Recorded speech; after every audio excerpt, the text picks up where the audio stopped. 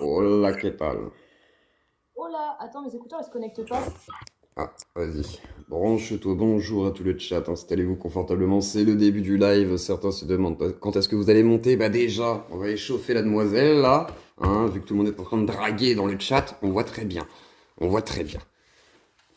On n'entend pas. Ah si, on t'entend, c'est bon. Vas-y. Alors comment vas-tu la lanterne? Tu m'entends, c'est bon? Je t'entends, il y a un petit décalage son-voix, mais c'est pas grave. Enfin, c'est image-voix, mais Attends. ça va le faire. Il y a un vrai décalage? Là, ça va mieux là. C'est bon. Ok, C'était le temps que parfait. ça se Et ça connecte à va et mon toi? avis. Tranquillou, tranquillou, bah, je vois que les gens sont pleins de questions. Et c'est vrai que moi j'avais une question à te poser, une vraie question par rapport à ton Oh, je apostasie. t'écoute. Est-ce que tu m'entends? Oui, Ouais. Je me oui. demandais, comment se fait-il que tu aies apostasie donc si récemment et que tu milites pour l'apostasie? Est-ce que c'est pas compliqué finalement de militer alors que c'est tout récent? C'est plus ça la question, on va Bah dire. non, justement, parce que en fait, quand t'as compris, parce que quand t'as posté Asie, c'est parce que t'es allé au bout du raisonnement, tu vois. Et quand t'as compris, bah en fait, ça a à peu près répondu à toutes les questions que tu te posais ou pas, justement. Et du coup, bah maintenant, tu sais, tu sais, et tu veux faire poser aux gens les mêmes questions que tu t'es posées, pour qu'ils se rendent compte aussi des incohérences.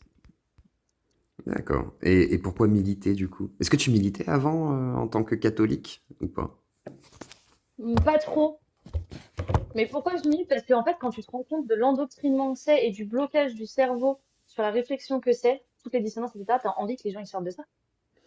T'as Est-ce que envie c'est pas le de dire aux syndrome gens, de l'ancien, tu sais, le syndrome de l'ancien fumeur? Moi j'ai eu ça à l'époque, hein, c'est-à-dire je sors de dérive sectaire, j'ai mis en PLS tous les gens que je connaissais de ma dérive sectaire, tu vois, New Age, etc. hmm, Et j'avais téléphoné, tu vois, j'ai pris le temps d'expliquer que ce soit les biais, un petit peu les manipulations mentales qu'il pouvait y avoir, toutes sortes de choses, l'autoconviction, enfin qu'importe, et la plasticité aussi du cerveau qui est assez malléable, on va dire, surtout dans les croyances. Et malgré tout, il y a un côté un peu syndrome de l'ancien fumeur. Moi je me pose vraiment la question, en fait, j'observe tout ça, tu vois. Et je me dis, il y a les apostats qui sont apostats depuis très longtemps, qui sont des militants politiques, tu vois, comme Jack, etc., machin. Et puis, ouais. il y a les nouveaux, on va dire, qui arrivent. Et c'est vrai que, toi, par contre, c'est vraiment un cas particulier, parce que Cassius n'est pas apostate, par exemple. Toi, tu es Hmm. apostat, et en plus de ça, tu milites. Et en plus de ça, tu es toute jeune. Donc, c'est pour ça que je me pose la question, parce que sur Internet et tout, c'est particulier. C'est vrai que tu prends une position qui est très... voilà, c'est très atypique. Bah, en fait, je pense que je l'aurais pas fait s'il y avait pas le mouvement des apostats. Enfin, pas mon apostasie, mais le fait de militer. Peut-être j'aurais fait ça dans mon coin et j'en aurais pas parlé. Après, vu que ça a été public dès le début, bah, autant en parler en fait. D'accord. Ouais, tu te Vu sers qu'il y de en a. ça finalement. Enfin, tu te sers de ça. C'est pas que tu t'en sers, c'est tu en parles pour pouvoir finalement l'exorciser même sur les réseaux puisque c'est quelque chose que tu mettais en avant, si j'imagine. Mais du coup, t'étais catholique. À quel point? T'as fait ta communion, t'as fait Ah, j'ai tout tout fait, moi, machin. j'ai tout Ouais, d'accord. fait, Ok. du coup. Alors c'est quoi Moi, ton j'ai tout parcours fait, et catholique de pratiquante. alors c'est quoi ton parcours de jeune femme catholique avant ton apostasie? C'était quoi finalement? C'est-à-dire dans la religion. Ouais, ouais, ouais, savoir un peu comment ça se passait. Est-ce que c'était vraiment le tradi en mode, bon voilà, tous les dimanches matins on y va en famille, on va les prier, puis après le soir, quand on sert le Non, repas, on prie à c'est table et machin, et trucs, ça, genre c'était on pire que ça, ritualise, on met pas un c'est chapeau à horrible. l'envers et tout. Alors jusqu'où ça va, tiens, raconte-nous un peu. C'était pire que ça.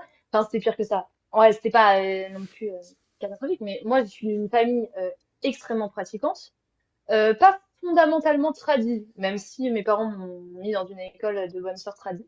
Donc en fait, moi, j'allais à la fois à la messe en latin, à la fois à la messe en français, j'avais aucun souci avec ça. Mhm. Donc, tu sais, école non mixte, a été religieuse, enseignement catholique depuis le primaire, enfin, Catéchisme, tu sais, etc. catéchisme 1 heure par jour de caté Je l'ai fait ça aussi. au primaire, 4 heures de théologie à partir du collège par semaine. Donc, tu vois, et 4 heures tu sais, 4 heures de latin, du coup, en plus. Donc, j'avais 8 heures, en gros, pas religion, parce que le latin, c'est pas vraiment religieux, mais on faisait du latin de l'église, comme il prononçait à l'église. Donc, voilà. Et bah oui, ma première communion, je l'ai fait à 5 ans, ma profession de foi, je l'ai fait à 11, ma confirmation, je l'ai fait à 13, messe tous les dimanches. Ouais, ouais, ouais, ouais, ouais. Vraiment une vie J'ai fait, j'ai fait bien. Ok. Et t'y croyais jusqu'à quand finalement? Quand est-ce que ça t'a posé Hum, question? Parce que je sais que Riyam t'a posé la question l'autre fois, et je pense que tu l'as peut-être pas bien entendu, mais moi je te poserai la question de à partir de quand tu y crois enfant, ou est-ce que tu y crois dès le début? Et après, quand est-ce que tu as des doutes, et qu'est-ce qui t'éloigne au fur et à mesure? Parce que je pense que t'as pas été éloigné que par la logique, me semble-t-il. Je pense qu'il y a d'autres choses, et d'ailleurs il y a un côté émotionnel, parce que tu l'exprimes aussi en disant voilà, c'est une sorte de déchirement, et je pense que c'est un déchirement de quitter une foi. Donc, qu'est-ce qui t'a fait? C'est hum. quoi ton parcours, voilà, de désaveu de cette fois? Bah, je me suis toujours posé des questions. C'est comme ça que j'ai été élevée. Donc ça, merci à mes parents quand même, de m'avoir élevée dans ce truc-là, de se poser des questions tout le temps, tout le temps, tout le temps. Et il y a des questions auxquelles on n'a pas trop su répondre, mais c'est pas des questions hyper importantes. Donc en vrai, je calculais pas. Mais en fait, quand tu grandis dans un truc et qu'on te dit ça, c'est la réalité, point. Bah, c'est comme le Père Noël, tu sais. Tu sais, tu t'y crois au Père Noël quand t'es petit. Tu sais pas quand est-ce que t'as commencé à y croire. En fait, t'y crois depuis toujours. Et, euh, et au bout d'un moment, on te dit, bah non, le Père Noël existe pas, parce que le Père Noël, c'est quand même beaucoup plus, c'est pas une religion, c'est un mythe. Tout le monde sait que c'est un mythe. Et quand t'es adulte, tu sais que c'est un mythe. La religion, il y a des gens qui y croient même en étant adultes. Donc en soi, bah, ça continue très longtemps. Et puis c'est des gens qui y croient qui te le donnent. Le Père Noël, tes parents, ils y croient pas. Ils en rigolent un peu, tu vois, c'est pas hyper sérieux. Donc en fait, t'y crois de base, point. Et après, du coup, il y avait des questions. Qu'est-ce Et qui puis t'a... en fait, Est-ce qu'il y a des choses qui t'ont interloqué, choqué, qui t'ont non, non, j'ai pas eu éloigné? de choc. J'ai pas eu le choc. J'ai pas eu le truc en mode, ah, ça c'est dégueulasse, ça j'aime pas. Parce que en vrai, le christianisme, vu que c'est pas hyper politique, en vrai, et que bah, de ce que j'ai appris, c'est plutôt pacifique, ça se passe bien, c'est dans le domaine du privé, voilà. Mhm. Non, moi c'était vraiment sur le coup de je me disais bien qu'il y avait un truc qui collait pas avec la logique en fait. Mais qu'est-ce qui n'allait pas? Parce que tu pourrais te dire, enfin, moi par exemple, tu vois, genre, j'ai voulu chercher la preuve de l'existence des choses qu'on m'affirmait. C'est vraiment Mhm. ça, moi, qui m'a titillé à l'époque. Et c'est-à-dire que, autant que ce soit des médiums tireurs de cartes, ou même le catholicisme, quand j'étais dedans, etc., quand j'étais jeune, parce que moi, je me suis fait baptiser à 13 ans, Ok. moi, ce qui m'a questionné, c'est le fait qu'on puisse pas me démontrer que Dieu existe, tu vois. Par exemple, tout bêtement, Ouais, tu il y a vois. Et ça. ça, c'est le grand schisme qu'il y a avec la plupart, parce que certains vont te dire il existe, d'autres vont te dire non, on peut pas le prouver, tu vois. Il y en a qui admettent de dire qu'ils peuvent pas le prouver. Mais ceux qui t'affirment qu'ils peuvent le prouver, c'est là où il y a une vraie question. Mais toi, c'est quoi qui a choqué ta logique, finalement? Moi, c'était de pas réussir à prouver que la religion catholique c'était la vraie religion. Ça vraiment, je me suis dit, mais comment ça je peux pas le prouver si c'est vraiment la vraie religion? Pourquoi est-ce que je peux pas le prouver? Il y a forcément enfin, quand il y a une vérité, on peut prouver la vérité de base, tu vois. L'herbe elle est verte, je peux le prouver que l'herbe elle est verte. C'est une vérité. Pourquoi est-ce que je considère que c'est la vérité alors que je n'ai aucune preuve de ça? En fait, il y a un truc qui va pas. Et après, du coup, je me suis dit, bah, ça veut peut-être que le bouquin, la Bible, il y a aucune erreur dedans, comme on nous le répète tout le temps. Et en fait, bah si, si, il y a des erreurs. Donc du coup, je suis en mode, ah oui, mais du coup, ça c'est pas logique. Donc du coup, après, tu as tout un cheminement. Après, t'as des gens qui disent, oui, mais en fait, bah, si par exemple, ce qui m'a tenu pendant un moment, ça a été tout ce qui était exorcisme et compagnie. Mais en fait, D'accord. dans toutes les religions, il y a des exorcistes. Donc pourquoi c'est pas un argument pour ma religion. Donc en fait, ça ne veut rien dire. Et pourquoi est-ce qu'il réagit aussi bien enfin, pourquoi est-ce que les exorcistes ils parlent avec la Bible, le Coran et le Talmud, tu vois, pour moi, il y avait un truc qui était pas logique, tu vois. C'est peut-être juste un phénomène scientifique qu'on n'a pas encore su expliquer. Il y avait plein de petits délires comme ça. En fait, je me rends compte qu'il n'y a pas de religion réelle. Et puis après, on m'a dit, oui, mais imagine, enfin, imagine Dieu existe. Expérience de pensée, imagine Dieu existe et il a mis les religions et que ceux qui vont au paradis, c'est ceux qui sont sortis des religions. Et je me suis dit, ah, mais ça tient aussi bien, ça tient autant la route. En vrai, ça tient autant la route que les religions. Ah oui, c'est possible. Surtout qu'on peut se dire, voilà, Donc, si une religion vient forcément d'une main d'homme parce que le texte est écrit, à partir du moment où il est écrit, hein, je dis bien, parce que pour moi, je veux dire, si Dieu avait un grand pouvoir, il devrait faire comme quand tu prends un acide, hein, du LSD, il devrait te transcender, te foudroyer sur place et te dire, nique ta mère, je suis là, et te dire, il n'y a pas moyen. Voilà, tu es face à Dieu, en fait. Et moi, c'est un peu ça que j'ai reproché aussi aux religions, c'est-à-dire que les drogues, par exemple, et c'est pour ça que je parlais de drogue tout à l'heure dans les festivals et tout, mais c'est les drogues, malheureusement, vont apporter limite plus de réponses, parce que ça te fout droit sur place, et que l'illusion de ton cerveau va t'amener quelque chose de quasi concret face à tes yeux, parce que tu es là, tu fais ah putain, je vois un truc, c'est incroyable. Et en plus de ça, des fois, voilà, les interactions sociales vont faire que ton cerveau va imaginer que effectivement ça va dans tel sens, etc. Moi, je pensais vraiment être un vrai médium. Je pensais limite pouvoir, comment dire, canaliser les gens et aller à la source des choses. Donc c'est quand même assez Dieu. particulier. Vas-y. Et du coup, vraiment, c'est-à-dire que les religions, Ah non, mais moi, ce tu qui m'a buguais toujours en fait. gêné, c'est qu'il y a, pardon, excuse-moi, mais du coup, ce que je veux dire par là, c'est que les religions n'ont jamais conscience, enfin, les religieux n'ont pas conscience à quel point euh, ça manque de preuves, parce que pour moi, Dieu doit te foudroyer sur place, tout simplement, quoi. Il n'y a pas de, il y a pas de deux options. S'il est si puissant, il n'a pas besoin d'un livre pour pouvoir passer sa parole. Et à partir de là, c'est problématique.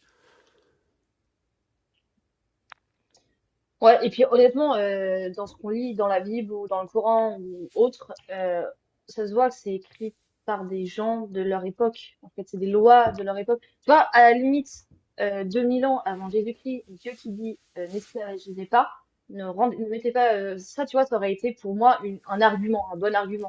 Puis en mode, c'est vraiment pour le coup quelque chose qui n'est pas dans la culture de cette époque à cet endroit-là. Euh, donc, ce serait, tu vois, ce serait quelque chose qui serait un peu révolutionnaire. Dieu a conscience que les humains sont égaux et qu'il les a, enfin, qu'il les a créés égaux et que chaque vie mérite la dignité. Ça aurait été un vrai message qui m'aurait convaincu. Bah, j'en lis des passages où il y a l'esclavage qui est légiféré par Dieu, tu vois, c'est ignoble. Et c'est Donc, bien le problème des textes religieux qui sont écrits par des mains d'hommes. Moi, j'avais été plutôt dans un courant alchimique quand j'étais un adulte. Quand j'étais un jeune adulte, j'allais plutôt vers l'alchimie. Et il y a un texte qui s'appelle La table d'émeraude, et il y a une phrase qui est assez connue, c'est tout ce qui est en haut est comme ce qui est en bas. Et à partir de là, il y a des gens qui ont établi des croyances autour de ça. Il y a des gens qui ont des fours dédiés à l'alchimie pour essayer de faire des pierres philosophales qui sont donc des pierres qui sont capables, comment dire, d'être purifiées, d'enlever toutes les couches qui seraient superficielles des couches éthérées, on va dire. Hein. On serait composé, on va dire, de matière un petit peu dense. Et le but étant d'avoir une pierre tellement pure qu'elle serait le réceptacle de ce qu'est la divinité, on pourrait dire. C'est-à-dire que la lumière pénètre à l'intérieur et voilà. T'as des gens qui font tout ça à cause d'un texte qui s'appelle la table d'émeraude et qui te dit simplement que tout ce qui est en haut est comme ce qui est en bas. Et après, il y a tout un texte qui suit derrière sur, voilà, ce serait une recette alchimique, soi-disant. Et les gens ont voué quasiment une sorte voilà, de religiosité autour d'un texte, quoi. Et ce qui m'étonne, c'est que les catholiques, parce que là, j'en vois un qui me dit, Thierry Coq, qui me dit, t'aurais dû lire la Bible et Dieu t'aurait parlé à travers elle. Mais quand je lisais la table d'émeraude ou que j'ai lu d'autres textes alchimiques, bah, j'avais le même effet que ce que tu peux dire quand je lis un texte biblique ou qu'importe, quand j'ai lu l'Apocalypse de Saint Jean. C'est rigolo à lire, mais tu ne comprends rien. Et si jamais demain tu me dis que tu comprends quelque chose, j'ai envie que tu m'expliques. Parce qu'en réalité, il n'y a pas grand-chose à comprendre. C'est très métaphorique, c'est des allégories, ça part dans tous les sens. C'est des choses que tu peux interpréter à loisir, puisque c'est pour ça que d'ailleurs les alchimistes reprenaient beaucoup de textes bibliques ou justement des sources qui venaient de là-bas, parce que effectivement, la religion, bah, c'est super pour le symbole. Tu peux en faire ce que tu veux. Mais à tel point, c'est que tu peux le tordre. Et si demain tu veux faire de ta religion quelque chose de satanique, par exemple, tu peux le faire aussi. Parce que tu peux l'interpréter. Et demain, si jamais tu as envie de faire de ta religion une religion autoritaire et dangereuse, vu que c'est un texte qui est interprétable, même s'il il ne doit pas être interprété, pourquoi pas? Mais tout le monde l'interprète, même les plus radicaux finalement, puisque voilà, c'est normal, l'homme est derrière ça. C'est l'homme qui l'applique finalement. Et la grande question, c'est pourquoi Dieu, et là je vais être vulgaire encore une fois, pourquoi il ne foudroie pas les hommes d'une certaine manière pour les transcender au-delà du texte. Et moi, c'est ça qui me pose question avec les croyants. Donc si jamais il y a des croyants qui veulent nous expliquer aussi, hein, je veux dire que vous soyez catholique, musulman ou autre, il n'y a aucun souci, je veux dire juif, etc. Expliquez-moi pourquoi Dieu n'est pas capable de nous transcender au-delà du texte et pourquoi il faudrait souscrire au texte, souscrire à quelque chose qui est passé par la main d'un homme pour pouvoir être touché par la grâce de Dieu, justement, me semble-t-il. et un homme, ça dépend pour quel texte, parce que tu vois, pour le Coran, c'est un homme, mais pour la Bible, on est sur plusieurs quand même. Oui, et puis c'est des On est sur témoignages. deux, trois bougs. Ouais, c'est ça, des C'est ça. témoignages de témoignages, c'est des textes qui n'ont pas tenu. Enfin, en fait, déjà, moi, la première question que je me pose, c'est pourquoi est-ce que Dieu n'est pas capable de préserver ces textes? C'est-à-dire que apparemment, les textes sont modifiés. D'accord, mais pourquoi est-ce qu'il n'est pas capable de les préserver? Enfin, t'envoies un texte, Ouais, comme dans les films là, préserve-le. comme dans les films d'aventure, là, t'as Indiana Jones, il prend la Bible, il la griffonne, tu vois, il a envie de faire un blasphème, et là, Dieu, qu'est-ce qu'il fait? Ben, il réécrit le texte devant ses yeux. Voilà ce qui se passerait. Ça, c'est Dieu, ça. Pour moi, ce serait la définition d'un Dieu. Quelque chose de capable de te faire. voilà, d'outrepasser les lois physiques limite, quoi. C'est-à-dire, le gars a créé l'univers, le gars a créé l'ADN, le gars a créé l'évolution quand même. Je veux dire, c'est pas rien. Mais il n'est pas capable d'empêcher que les gens griffonnent un texte et en fassent n'importe quoi. Il n'est pas capable de concilier une unité cléricale autour d'un peuple. Parce que non, en fait, bah non, en fait, tout le monde n'est pas d'accord. Il y a les évangélistes, il y a les catholiques, il y a les orthodoxes. C'est quand même une dinguerie. Et moi, ce que j'aimerais, c'est qu'on m'explique, finalement, vous avez une vision de Dieu comme un Marvel. Alors, effectivement, si on va que sur la vision spirituelle, moi, j'ai pas de problème. C'est à partir du moment où on me dit que Dieu existe, moi j'ai un souci. Si on me dit Dieu, c'est de la spiritualité, c'est pour mieux vivre en bas, parce que la vie n'a pas de sens, et que effectivement, dans un monde matérialiste, pas de souci, pas de problème. Par contre, à l'inverse, bah effectivement, si Dieu est une entité, et comme des fois on a essayé de me le démontrer, et bah à partir de là, elle est agissante en principe. Elle est censée même être capable de savoir ce qui se passe maintenant, là, que je parle de lui. Normalement, il devrait me transcender et me dire, non, non, Dieu Clos, tu as dit ça de moi, et ben maintenant je te fais dire tout à fait autre chose. Et je vais t'incarner limite. Enfin, je comprends pas. Il est capable de le faire avec des prophètes, avec Job, etc. Machin. Il y a plein de gens, des personnages qui sont touchés par Dieu. Et non, nous, pauvres humains que nous sommes modernes, des temps modernes, on a que des exorcismes. Et encore que. C'est quand même étonnant. Et encore. Et les exorcismes, bon, enfin, c'est dans toutes les religions, donc ça. Et les religions se contredisent. Ah bien sûr, bien sûr. Alors on me dit, mais le libre arbitre, il connaît. Oui, mais normalement, le libre arbitre de quoi? Tu es une créature qui vient de la divinité qui t'a créé. Bon, le libre arbitre, il est très orienté normalement. Donc il y a effectivement un moment donné où, bah, je sais pas, je me pose des questions. Et après, pourquoi pas, venez m'expliquer en quoi le libre arbitre, le libre choix est nécessaire même pour Dieu, puisque de toute façon il a tout organisé, puisqu'il le veut d'une Mm. certaine manière. C'est le mektoub, qu'on le veuille ou non. Et il a décidé. C'est quand même étonnant. Il a décidé de nous faire Ouais, douter aussi, clairement. c'est quand même assez fort. Mais pourquoi pas après, hein, c'est un bon gourou dans ce cas-là. C'est peut-être voilà. Dans ce cas-là, c'est un très bon gourou, contrairement aux autres qui, eux, ne vous laissent pas douter. Dis donc, t'as une idée bien précise du truc. Bonjour le braque! Bonjour, bonjour, bonjour les lanternes, bonjour Zioclo. Et bonjour. Tu connais Comment ça le se fait braque que ou vous pas, êtes Gio? en live? Comment ça se fait qu'on se fait en live? Bah, je sais pas, c'est quoi cette question de con, mec? Vous êtes tout le temps en live, c'est un truc de fou. Je me suis couché hier soir, vous étiez en live, J'étais en je me live de quoi? réveille. Vous J'étais pas en live hier soir? n'étiez pas en live hier soir. Non, je me suis couché à 18h. Ouais, il y a intérêt. Et vous parliez de quoi du coup? À ton avis?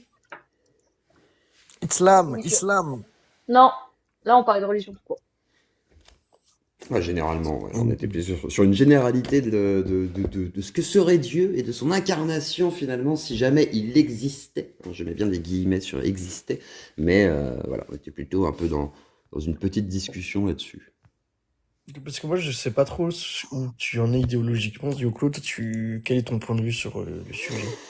Bon, je vais être une sorte d'agnostique, je sais pas, tu vois, j'en sais rien s'il y a quelque chose ou pas, qu'est-ce que tu veux que je dise? Je ne suis pas au-delà des confins de l'univers et du Big Bang.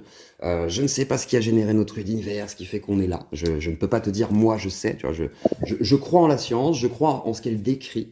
De là à dire qu'il n'y a rien, je peux pas le dire, en fait, je peux pas l'affirmer parce que j'en ai pas de preuves, tu vois, donc je ne vais pas l'affirmer. À l'inverse, je peux pas dire qu'il y a quelque chose, voilà. Ça peut être, je sais pas, ça peut être un bout de code qui s'est auto-généré, j'en sais rien, ça se trouve, on est sur des boucles, on va dire, d'univers qui explosent, qui se rétractent, qui se réexplosent, comme, voilà, je sais pas. Ça peut être tout n'importe quoi. Peut-être qu'il y a un dieu, peut-être qu'il y a un dieu qui joue aux billes et qui génère des univers comme ça, aléatoirement, j'en sais rien. Je peux pas te dire là-dessus. Et malheureusement, je n'ai pas de position réelle à défendre non plus. C'est-à-dire que je ne vais pas faire le laïcard absolu, mais j'ai des grands doutes quand les gens m'affirment, et c'est par rapport à un débat qu'on a eu il n'y a pas si longtemps, où on a essayé de me démontrer par la rationalité, par la logique, hein, que Dieu existait, que c'était un être nécessaire et que je pouvais pas y passer, y couper. Et forcément, bon, bah, je t'avoue que pour moi, je peux dire que effectivement, c'est pas forcément que Dieu. Il peut y avoir toutes sortes d'êtres nécessaires dans ce cas-là. Et c'est très compliqué. Pourquoi doit-il être nécessaire aussi? C'est une autre question. Mais du coup, non, là-dessus, j'ai pas de grand positionnement. Ok, ok, ok, ok. Après, moi, mon avis, c'est que Je sais que pour certaines personnes ou pour certains érudits en particulier, il y a souvent la capacité à pouvoir expliquer ou non rationnellement l'existence de Dieu ou démontrer qu'il n'existe pas pour d'autres. Moi, c'est pas forcément le chemin idéologique ou le raisonnement que j'applique. Pour moi, c'est vraiment un concept spirituel et la spiritualité n'a pas forcément besoin d'être expliquée par une rationalité. Tu crois pas. Si t'es pas atteint par ça, si t'y es pas, si tu veux pas y croire, bah, on peut pas t'y forcer non plus. Mais peut-être qu'un jour t'y croiras parce que t'as besoin de croire en quelque chose, t'as envie de croire en quelque chose et tu finiras par y croire. Mais chercher absolument à le démontrer par la rationalité, je sais pas si c'est la chose la plus convaincante quand il y a une personne qui se cherche idéologiquement ou qui se cherche spirituellement, tu vois. Même, je peux même affirmer que c'est pas la chose convaincante du tout d'essayer d'expliquer rationnellement une croyance. Vraiment, ça ne fonctionne pas, au contraire. D'ailleurs, c'est pour ça que il y a très peu de religions qui s'appuient sur la rationalité pour expliquer leur truc. Moi, le braque, j'ai une pratique spirituelle, mais tout ce qui est irrationnel, je le dégage.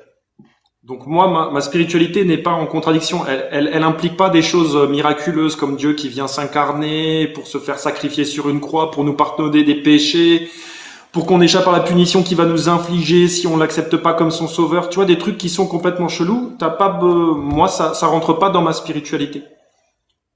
Ok, ok, mais du coup, comment est-ce que tu définis ta spiritualité? Moi, c'est la connaissance la connaissance profonde de moi et de l'univers qui m'entoure, et notamment du fait que tout est interrelié, ma place dans l'univers, etc.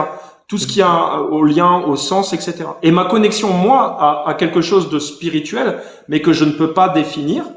Je peux proposer des méthodes pour que des gens puissent aller toucher ça, mais c'est à eux d'en faire l'expérience et c'est surtout pas encadré par des dogmes. Ça reste une interprétation humaine. Comme pour moi, toutes les religions sont des interprétations humaines. Le problème, c'est quand on commence à dire non, moi, mon interprétation, c'est celle de Dieu et tout le monde se trompe. Non, toi, c'est ton interprétation à toi. Donc, pour moi, ça passe par l'expérience et non pas par du dogme. Et vraiment par une expérience qui est intériorisée. Non pas qui repose sur une religion qui Mais est du un coup, pouvoir qui est à l'extérieur. mais du coup, c'est pas du spirituel, c'est du rationnel, encore une fois. Si c'est par l'expérience, si c'est par le fait de pouvoir, l'expliquer de manière concrète, etc. Sur, par exemple, quand tu dis que tu crois aux sciences, etc. C'est que ça reste de la rationalité, c'est pas de la spiritualité. En fait, pour toi, la spiritualité a besoin d'être irrationnelle pour être spirituelle. Oui. Non, Si je quoi? comprends ton raisonnement, t'aimes pas ce qui est rationnel, quoi. Faut que ça soit Ah irrationnel, non, ah sinon ça non. rentre pas dans les cases. Non, pour la spiritualité, il faut que ça soit irrationnel. Faut pas forcément que ça soit explicable de manière. Sinon, c'est plus de la spiritualité, justement. Sinon, c'est de la Pourquoi? rationalité. Pourquoi ce serait Est-ce que la pas de la conscience c'est spiritualité? irrationnel? Est-ce que la conscience c'est irrationnel? La conscience, c'est irrationnel. Non, c'est rationnel. Et alors, est-ce que tu peux admettre que la conscience n'est peut-être pas juste une réaction biochimique, le résultat d'une réaction biochimique, mais peut-être de quelque chose de plus grand que nous, auquel tu peux te connecter. Est-ce que ça c'est irrationnel pour toi? Non, mais la conscience, pour moi, c'est quelque chose de rationnel et il n'y a rien de spirituel dedans, puisque c'est quelque chose qu'on peut plus ou moins démontrer. En fait, si tu as une vision matérialiste de la conscience, tu vas dire la conscience c'est un résultat de ce qui se passe dans mon cerveau et rien d'autre. Donc en fait, ça voudrait dire moi je suis une réaction biochimique et toi qui parle à une autre réaction biochimique toi. Ou alors il y a une autre explication rationnelle qui est cette conscience, on l'a, mais c'est pas juste une réaction biochimique. Elle appartient à quelque chose qui est de l'ordre de l'immatériel, de plus subtil. Mais ça, c'est pas irrationnel pour moi. Tu vois, c'est dire qu'il y a quelque chose de peut-être de plus fort qui nous anime et on n'est pas juste des réactions biochimiques qui s'entrechoquent. Même Moi, si l'explication de la réaction biochimique, elle est pour moi aussi rationnelle quelque part. Moi, Tu par vois, il y a exemple, pas tu de. vois, j'ai tendance à me dire que quand tu te dis que la réaction biochimique, c'est peut-être pas que ça, que ça peut être au-delà, on est déjà effectivement dans le cadre de la spiritualité. Et effectivement, là-dessus, je te rejoins. À l'inverse, moi, j'ai tendance à malheureusement croire qu'on sert des sortes de super machines très développées. Et que du coup, ça se trouve, ça n'a vraiment aucun putain de sens. Dans le sens de, bah, il y aurait vraiment rien au-dessus, tu vois. Il y a rien qui nous relie, on crève, on canne, et puis point, c'est fini. Et qu'une expérience, finalement, d'automate, on pourrait dire, hein, biochimique, voilà, très développée. Et ça fait peur. Et c'est pour ça que la spiritualité est une nécessité, je pense, et que je pense pas qu'il y ait d'êtres humains qui vivent sans spiritualité. Tu crois forcément quelque chose. Je pense que les gens, même qui ne croient pas, se forcent à ne pas croire en se battant contre leurs croyances, justement. C'est-à-dire que un tronche en biais, je suis persuadé qu'il a des croyances, mais qu'il fait tout et qu'il déploie des armes très difficiles pour pouvoir lutter contre ses croyances. Et moi-même, par exemple, j'ai des croyances qui me submergent, hein, mais par contre, je lutte contre et je me rends bien compte que, voilà, il y a des choses qui me plaisent à l'oreille, qui me donnent l'impression que ça donne du sens, mais par contre, je ne peux pas le démontrer et ça se trouve, c'est que de l'imagination d'une certaine manière. Par contre, l'expérience, si elle est vraiment irrationnelle d'une certaine manière, juste absurde, et qu'on est juste là pour vivre des choses mécaniques, c'est dur à admettre aussi. C'est qu'on est trop réfléchi, on va dire, entre guillemets. On a trop de conscience, justement, pour accepter ça aussi. Donc, Ouais, moi j'étais agnostique pendant très longtemps. Après, j'ai eu des expériences spirituelles qui m'ont fait toucher quelque chose de beaucoup plus intelligent que moi, de beaucoup plus de transcendant. Et là, en fait, moi, de cette expérience m'a amené à croire que effectivement cette chose-là existe, parce que j'en ai fait l'expérience. Mais après, tu vois, c'est une expérience qu'il faut faire, c'est pas quelque chose qui s'impose, et c'est pas quelque chose que la croyance peut t'offrir. Il faut en mais faire l'expérience. c'est quoi cette Et expérience? Est-ce que tu peux en parler un petit peu ou pas? Parce que ouais, moi, j'ai fait ça j'aurais sur tendance à des, dire... Vas-y. j'ai fait ça sur ce qu'on appelle des états de conscience modifiés. Donc moi, ça a été déjà à la base, c'était une quête de sens. Alors, putain, je vais essayer de pas, j'ai du mal à la faire courte. Parce que, mais je vais essayer de t'expliquer ça dans un contexte. Moi, à la base, j'étais très longtemps angoissé par la direction qu'on prend en tant qu'humanité. Et moi, j'ai dit, mais en fait, on va dans le mur. Ça peut pas être soutenable ce qu'on fait. Et donc, ça m'a profondément angoissé et j'arrivais pas à faire sens de cette chose-là. J'étais, mais qu'est-ce qui se passe? Qu'est-ce qu'on fout sur cette surface de la planète? On est en train de tout dézinguer et on va dans le mur. Et donc j'étais dans une carrière en multinationale, donc je faisais cette expérience de manière assez. Je sais pas si tu me suis, Yoclo, hein, parce que t'es parti de l'écran. Si je veux pas parler tout seul. Si t'es là, parce que tu m'as posé la question, je dis c'est plus là, c'est con quoi.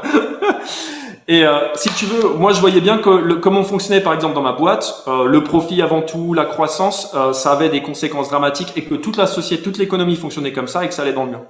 Et ça m'a vraiment angoissé antérieurement de manière profonde. Je suis parti en retraite méditative pour trouver la paix intérieure et pendant la retraite méditative, j'ai eu accès à d'autres niveaux d'information qui m'ont vraiment pour le coup bouleversé et j'ai eu ce que moi j'appelle un éveil de conscience. Et après cet éveil de conscience, ça a été toute une étape d'évolution. Problème de son. Petit problème de son, là. Petit problème de C'est son. vrai que Attends, Voilà. Alors, attends, juste une c'est qui question. qui Du l'a coup, qui l'a mute? ah, je sais pas. c'est pas grave, c'est pas grave. Et est-ce que c'est du coup ce qu'on appelle l'éveil de la Kundalini? Et est-ce que ce que t'appelles... Non, d'accord, ok. Juste ça pour savoir. Je mets des termes exprès pour C'est savoir si tu es dans une branche ou une autre. Et du coup, cet accès à une connaissance un peu plus vaste, qu'est-ce que c'est? Est-ce que c'est quelque chose de semblable à ce qu'on appelle les annales akashiques? Est-ce que c'est autre chose? Comment tu le définirais, toi? Ouais, mais après, tu vois, moi, tout ça, c'est du jargon gogo spirituel et j'aime pas trop parce que ça veut un peu, le mot en lui-même est un peu flamboyant, mais c'est plus simple que Je ça en parle du fait. concept, hein, vraiment du... Ouais. En fait, moi, ce qui m'est arrivé, c'est un truc un peu. Tu connais Carl Gustav Jung? Oui. Ouais, eh ben c'est un petit peu comme Carl Gustav Jung. J'ai dû traverser un peu la folie et de l'autre côté, j'ai eu accès à notamment des choses qui sont normalement dans l'inconscient. Donc j'ai pu distinguer les systèmes de croyances en moi et à l'extérieur de moi. J'ai pu voir à quoi ils s'attachaient, quel type de peur, quel type potentiellement de traumatisme, comment ça se traduisait dans nos structures sociales. Donc j'ai commencé à avoir une perception vachement plus étendue, mais qui m'a demandé un travail en profondeur, hein. C'est-à-dire que moi j'ai dû évacuer un paquet de trucs Attends, ce qui est marrant, c'est pourquoi tu attribues ça du coup à quelque chose d'extérieur à toi finalement, alors qu'en fait, là ce que tu me décris, moi c'est quelque chose que j'ai vécu. Moi j'ai fait ce qu'on appelle un délire mystique d'une certaine manière, et c'est ce qui m'a permis d'observer, on va dire, tout ça. Mais tout ça c'était en fait l'agrégat de tout ce que j'ai vécu en amont, tu vois, et ce côté aussi, une grosse tangente vers la psychologie aussi que j'ai. Du coup ma conjointe est psychologue maintenant, et de facto, tu vois, genre... t'as juste, comment dire, t'as juste accumulé de la connaissance. Et peut-être dans cet excès de folie que tu as traversé, effectivement, tu as réussi à cadrer aussi les observations, malgré le fait que tu pètes un petit peu un câble à ce moment-là, quoi. Et Ouais. ce qui m'intéresse, c'est pourquoi tu vois quelque chose d'agissant à l'extérieur de toi plutôt que par le biais de ton propre cerveau voilà, quoi, qui te permet de réfléchir Alors, différemment. je précise. Moi, ça agit à l'intérieur de moi, pas à l'extérieur de moi. Mais D'accord. effectivement, j'ai trouvé cet accès à quelque chose de beaucoup plus fort à l'intérieur de moi. Tu sais, c'est les Égyptiens qui disaient connais-toi toi-même et tu connaîtras les dieux. Moi, c'est un petit peu cette expérience que j'ai fait. C'est-à-dire quelque chose de beaucoup plus puissant à l'intérieur de moi, que oui, qui pour moi me relie à quelque chose qui me dépasse complètement et qui est universel. Mais je te mets des mots qui sont inadaptés pour te parler d'une expérience qui est de l'ordre du ressenti. Et c'est vrai que les religions, et c'est pour moi là une grave erreur, elles placent Dieu à l'extérieur de soi et quelque chose auquel on doit se soumettre, donc une autorité extérieure, ce qui n'est pas du tout ce que moi la spiritualité m'apprend. La spiritualité, elle m'apprend à retrouver ma propre autorité sur moi-même à travers la connaissance de soi, la maîtrise des émotions, la maîtrise des pensées, la maîtrise des croyances.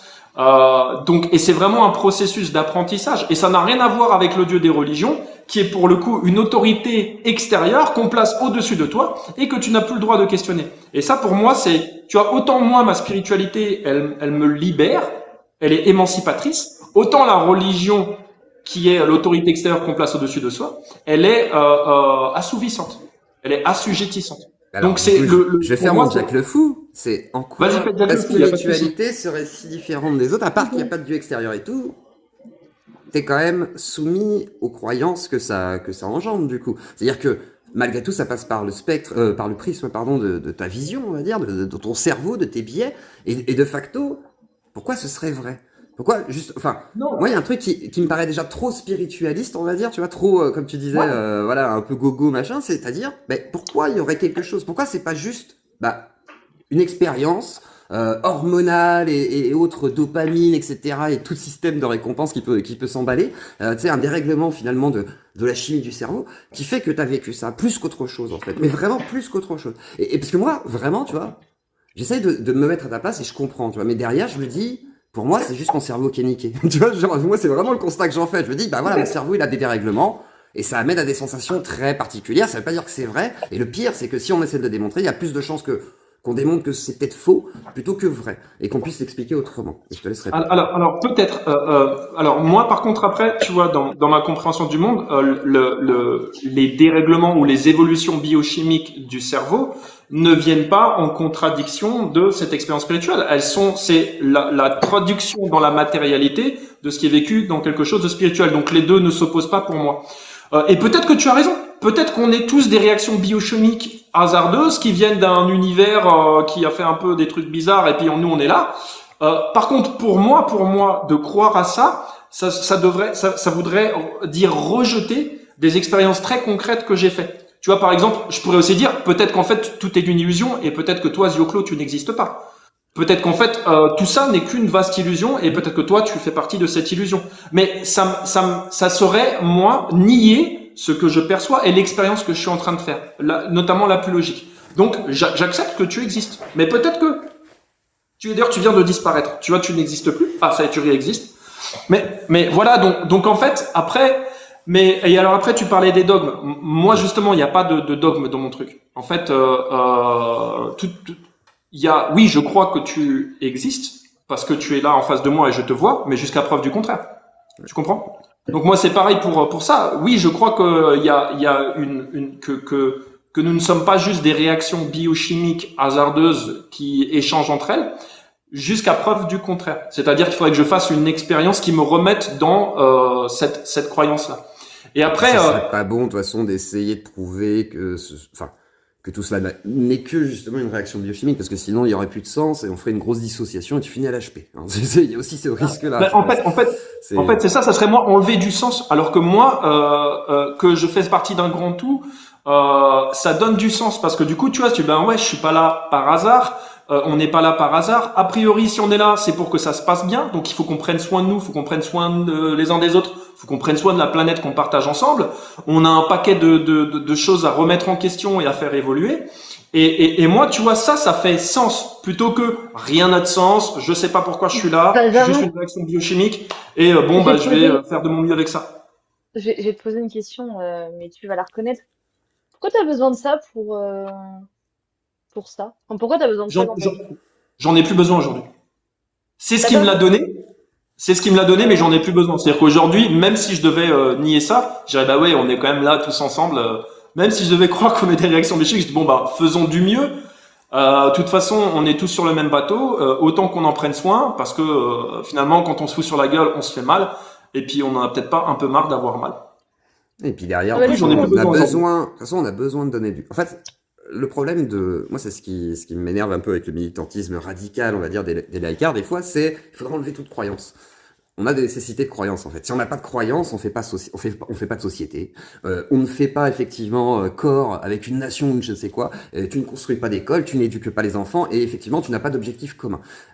C'est une nécessité, même si ça fait New Age, comme je le lis dans le chat. Oui, effectivement, mais c'est normal en fait. C'est que si t'acceptes, comment dire, si t'acceptes au-delà du fait qu'on ne soit pas des sortes de machines très perfectionnées, effectivement, tu es obligé d'accepter une part de croyance pour justement survivre, fonctionner, etc. Et fonctionner avec une société qui t'entoure, qui elle aussi sera bercée dans ses dogmes, ses paradigmes, etc. Tu es obligé de faire corps avec ça. Sinon, tu vas vivre dans la forêt et tu t'exiles ou tu crèves. Parce que malheureusement, tu ne feras plus de société, tu ne pourras pas, ou tu seras une sorte d'illuminé. Ce qui existe, hein, il y a des illuminés en société. Mais par contre, ça finit souvent mal. Parce que, bah, effectivement, tu ne peux pas prendre soin même de toi. Moi, j'ai connu mon cas et d'autres cas où effectivement les gens se délaissent en fait. C'est moi on me disait de pas me soigner, j'y allais pas. C'est-à-dire que j'avais des chicots qui étaient totalement éclatés et finalement ça c'était pas terrible quoi. Et maintenant je me suis fait soigner. Mais il y a un moment donné où les gens se laissent crever en fait parce qu'effectivement si tu acceptes que tu n'es soit qu'une machine ou que dans le New Age il y a aussi la croyance de dire il n'y a pas forcément de Dieu. Ça se trouve en fait au-delà de tout ça il n'y a rien. Et le problème c'est que cette pensée elle t'amène à te dire en fait tu n'existes pas donc tu peux te tirer une balle. Ça ne sert à rien. Et c'est ce qui a Bah amené non, les gens à justement. passer à l'acte aussi. Je te Bah non, laisse. justement, parce que moi, je me dis, s'il y a rien derrière, mais autant kiffer la seule vie qu'on a. Pourquoi? En Quand fait, t'es arrivé vraiment, à un on a certain que niveau ça. de New Age, je pense que le problème c'est que la solution elle est souvent dans la fuite parce que la société fait pression sur toi, t'as tout un corps social, etc. Donc ça t'écrase en fait et t'es obligé de vivre en fait, tu dois payer ton loyer, machin et tout. Mais si tu vis que d'amour et d'eau fraîche, il y a un moment donné où t'as plus rien. Et quand t'as plus rien, il n'y a pas beaucoup de solutions dans notre monde, on va dire. Donc Mm. ça le problème en fait. T'as des gens qui sont amenés à leur perte aussi. C'est le problème des dérives sectaires, il y a eu souvent ça, c'est que les gens perdent tout, non pas parce que la secte prend tout réellement, c'est qu'elle prend tout, mais il y a aussi le fait que tu arrêtes de faire société, tu arrêtes de vivre dans le monde, Ouais, tu ne elle génères plus t'isole. Elle t'isole un d'économie, peu. tu n'as plus rien en fait. Et le problème, c'est que s'il n'y a pas une économie qui est générée par la secte, où tu peux travailler, t'inclure dedans, tu crèves en fait. Tu crèves, parce que la secte, elle Mais va pas s'occuper de toi en fait, elle s'en fiche. moi, il y a un truc tu m'as parlé qui pour moi est super parlant, c'est dire vivre sans croyance. Pour moi, c'est une utopie parce que C'est ça. comme je disais, je suis obligé de croire qu'on a cette conversation, sinon je dysfonctionne. Tu vois, sinon ça va pas bien se passer. Tu vois, si je crois autre, je suis obligé de croire que je suis dans un univers, qu'on partage, qu'on est sur une même planète. Donc, je suis finalement obligé de croire à ce que je vois pour structurer mon mental, tu vois. Mm. Vivre sans croyance, ça ne veut rien dire. On est obligé d'avoir des croyances. Et peut-être que tout ça c'est faux, peut-être que c'est qu'une illusion, peut-être qu'en fait on est des ordinateurs. Je sais pas, tu peux aller loin, mais on s'en fout. Parce que, et je dirais même, la première croyance à avoir, c'est de croire en soi. Dis oui, j'existe. Tu vois, moi, en tant qu'humain, j'existe. Et après, à partir de là, tu peux développer sur comprendre ce qu'il y a autour de toi et croire aussi à, voilà. Mais pour moi, l'idée de vivre sans croyance, elle est utopique. Ce qui est dangereux, par contre, c'est la croyance qui devient un dogme. Parce que pour moi, toute croyance, elle va découler de notre perspective, elle va avoir trois caractéristiques. J'explique ça comme ça. Relative, subjective et limitée. Parce qu'on n'a pas accès à toute la connaissance de cet univers. Il y a une infinité de connaissances, nous on est limité. Donc les croyances qu'on a, c'est relatif, subjectif et limité. Et l'erreur, c'est de croire que notre croyance relative, subjective et limitée, c'est la vérité objective, absolue et illimitée. Parce que ça devient une prison du mental. Et on est là dans de nombreuses religions qui sont dogmatiques, qu'on ne peut plus remettre en question. Donc avoir des croyances n'est pas un problème. En faire des dogmes et les placer au-dessus du réel, c'est un schéma de fonctionnement psychotique qui est plein de problèmes parce que ça va nous couper du réel. Je sais pas si et là, tu vois, moi, qu'on croit en Dieu ou pas, on s'en fout. On s'en fout. Ce qui est important, c'est d'être connecté au réel. Que tu mettes une divinité derrière le réel ou pas, c'est pas grave. C'est qu'on puisse faire sens du réel ensemble Et surtout comprendre que mais quand on est déconnecté du réel et qu'on fait n'importe quoi, on en paye les conséquences. Et ces conséquences, elles sont douloureuses. Et on en fait l'expérience tous les jours. Parce on est bien dans nos délires. Donc, se reconnecter à soi et au réel, c'est la clé. Qu'on croit en Dieu ou pas. Et on n'a pas besoin de croire en Dieu pour le faire. Je rassure Et tout puis le il monde. faut s'aimer, hein. Apprenez à vous aimer aussi, hein. C'est important parce que vous existez, voilà, vous êtes important, vous êtes votre nécessité, vous êtes l'être nécessaire, c'est vous. Parce que effectivement, si tu n'es pas là, tu n'existes plus. Donc c'est important, c'est une nécessité. Et puis derrière, On va passer toute ma vie avec nous, quoi. Donc il vaut mieux c'est s'aimer. ça. Sinon, on va passer vraiment ça va être de la galère. Et donc, apprendre à se connaître, ça permet d'apprendre à s'aimer aussi. Vraiment, hein. Parce que souvent, on s'aime pas parce qu'on se connaît pas. Parce qu'on se juge. Et tu sais, là, les religions, ils nous ont bien appris à nous juger. On est né avec le péché, on a le péché originel, il faut se faire pardonner, il faut se repentir. Oh là là, et c'est bon, quoi. On lâche ses bagages, on passe à autre chose. Comment est-ce qu'on apprend à se connaître et à faire monde ensemble? Moi, ça me paraît plus intéressant comme programme. Et il y a plein de choses à découvrir. Moi, là en pour mon terme, tu cerveau, voulais là, dire. c'est parti trop loin. Ah, désolé, la lanterne. Non, non, t'inquiète, Mais est-ce il y que a tu pas de existes souci. à la lanterne? Est-ce que toi tu existes? Oui, C'est la question. oui. D'accord. Oui, mais parce que, en fait, alors, je suis assez d'accord avec vous, mais moi, je me pose pas la question sur mes sens. C'est-à-dire que ce que je vois, ce que je sens, ce que je peux observer, enfin, ce qui est observable, ce qui est mesurable, pour moi, c'est la base. C'est-à-dire que, voilà, la réalité passe par ce qui est observable, mesurable, prouvable. Et je vais pas plus loin dans ma réflexion parce que là, on peut devenir complètement taré et je Ah, peux mais pas tes aller sens là-dedans. peuvent te tromper. Alors c'est que t'as de la chance. Moi Oui, par mes exemple, mes sens peuvent me sens tromper, m'ont trompé. mais C'est mes ça qui sens, m'a amené mais à des croyances oui, plus déviantes. mais la science, en fait, si la science n'est pas une croyance, c'est par sa méthodologie. Tu vois, la méthodologie scientifique permet de mesurer, de prouver, de démontrer des choses qui sont dans le réel. Et en fait, ça pour moi, voilà, c'est la base. Et après, mes sens peuvent me tromper, oui, Alors tu sais, mais en alchimie par exemple, ouais, mais voilà, ça part trop loin. il y a quelque chose qu'on appelle l'alchimie opérative. Alors c'est quoi l'alchimie opérative? C'est tu fais des expériences. Voilà. Scientifique, hein, quasi. Hein. Alors c'est pas de la science, tu vois, mais c'est ce qu'on appelle de la proto-science, soi-disant. Et alors je dis soi-disant parce que c'est pas non plus une vraie réalité. Même si les alchimistes, un temps, étaient, on va dire, reconnus, parce que bon, c'était les seuls qui avaient des becs Barzen et qui faisaient des trucs bizarres. Mais à un moment donné, moi j'ai fait une expérience, par exemple, d'alchimie. C'est pour ça que je suis rentré là-dedans aussi. Il fallait faire du sel alchimique, donc en gros c'est du sel, du gros sel que tu prends de l'eau déminéralisée, tu sursatures l'eau avec le sel, c'est-à-dire que tu en mets beaucoup, tu la fais bouillir, et ensuite tu laisses sécher dans un plat, à l'abri des lumières du soleil et de la lune, c'est important car la lune et le soleil sont deux éléments très importants dans l'alchimie, et tu dois obtenir des petits cristaux carrés avec une petite étoile à l'intérieur. Mhm. Ça existe, hein, c'est possible, et tu peux le faire. Et d'ailleurs, le sel le fait aussi naturellement d'une certaine manière, mais bon, voilà, tu crées, on va dire, une forme de fleur de sel. Et j'avais fait ça. Ayant des carences en connaissances scientifiques, j'ai cru que j'avais fait quelque chose d'incroyable. Et j'ai parlé à un grand alchimiste qui m'a dit: ah bah voilà, t'as réussi l'expérience, que peu réussissent, parce que peu le font en fait, surtout, la plupart des gens ont la flemme, écoutent des choses, se disent: ah c'est rigolo, mais ils vont pas faire l'expérience dans leur salon, tu vois. Sauf que moi je l'ai fait. Et je l'ai envoyé à Burenstenas, qui s'appelle Patrick Burenstenas, qui était très connu en France d'ailleurs, il y a quelques années de ça. Et le gars m'a dit: après c'est la théurgie. Et j'ai essayé la théurgie. Qu'est-ce que c'est la théurgie? C'est invoquer finalement les élémentaires qui prédominent, je sais pas, l'esprit de la forêt, tu vois, l'esprit de la salamandre pour le feu, etc. machin. Et là il y a un problème, c'est que bah, là tu peux pas le répéter. Là tu peux pas créer quelque chose de tangible. Et j'ai essayé de gratter là-dedans. Mais par contre, j'ai fait d'autres expériences aussi, alors d'autres d'ordre mystique, etc., machin, où mes sens m'ont trompé. Et il y a des moments où, tout à l'heure je parlais de drogue, justement, les expériences dissociées de conscience, dues aux drogues, par exemple, vont faire en sorte que tes sens soient fortement trompés, au point de voir des choses que tu ne pourrais pas voir, d'entendre des choses que tu ne pourrais pas entendre, voire de toucher des choses qui n'existent pas. Hein. Et de facto, tes sens sont, eux, très alertés, et vont avoir l'impression de vivre cette expérience. Si t'as pas d'équilibre psychologique et que t'es un petit peu fragile, tu vas croire que tu vis peut-être des réalités parallèles ou que tu as accès à des choses particulières.